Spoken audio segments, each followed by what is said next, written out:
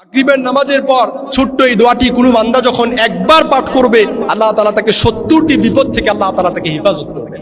তার মধ্যে সর্বনিম্ন বিপদ হচ্ছে দারিদ্রতা। দারিদ্রতার চাইতে 70টি বিপদ, বাকি সবগুলো বড় বড়।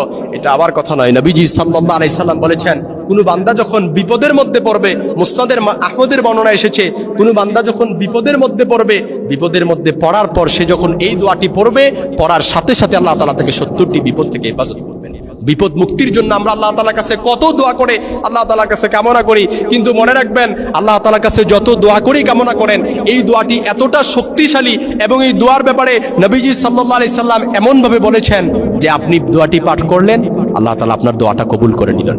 বিপদ মুক্তি, উদ্বেগ, উৎকণ্ঠা, পেরেশানি, যত যা কিছু বলেন না কেন, আপনার জীবনে কত বিপদ আছে আমি হয়তো নামগুলো সিলেক্ট করে বলতে পারবো না, কিংবা আপনিও কয়টা সিলেক্ট করবেন, 1, 2 থেকে 10টা 20টা আপনি সিলেক্ট করতে পারলেন, কিন্তু একটা নয়, 2টা নয়, 30 নয়, 40 নয়, 70টি বিপদ থেকে আল্লাহ তাআলা আপনাকে মুক্তি দান করবেন। এমন একটি দোয়া, যে দোয়াটি হযরত ওমর ফারুক রাদিয়াল্লাহু তাআলা আনহু বর্ণনা করেন, যে ব্যক্তি বাজার দিয়ে যাওয়ার সময় এই ছোট্ট দোয়াটি পাঠ করবে, সে ব্যক্তির আমলনামায় 10 লাখ নেকি লেখা হবে, তার আমলনামায় থেকে 10 লাখ গুনাহ মুছে দেওয়া হবে।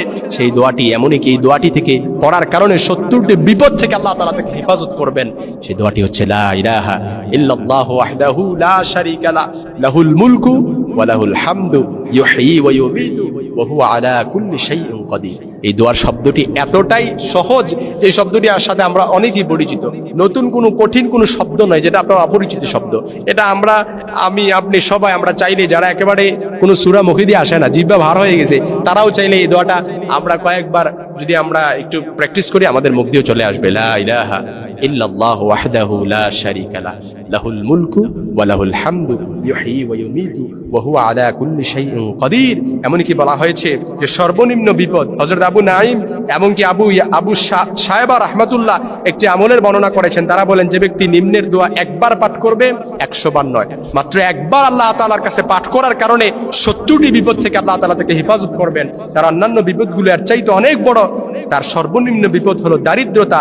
যে ব্যক্তি এই দোয়ার আমল করবে, আল্লাহ তাআলা তার এসব বিপদ থেকে আল্লাহ তাআলা তাকে দূরীভূত করে দিবেন। এবং এমনকি বলা হয়েছে, দুশ্চিন্তাগ্রস্তদের জন্য যদি যারা এই দোয়াটি পাঠ করবে, যারা দুশ্চিন্তাগ্রস্ত, ঋণের ব্যাপারে আপনি দুশ্চিন্তায় আছেন, ঋণের টেনশনে আছেন, বিভিন্ন মামলা মোকদ্দমায় জড়িয়ে আছেন,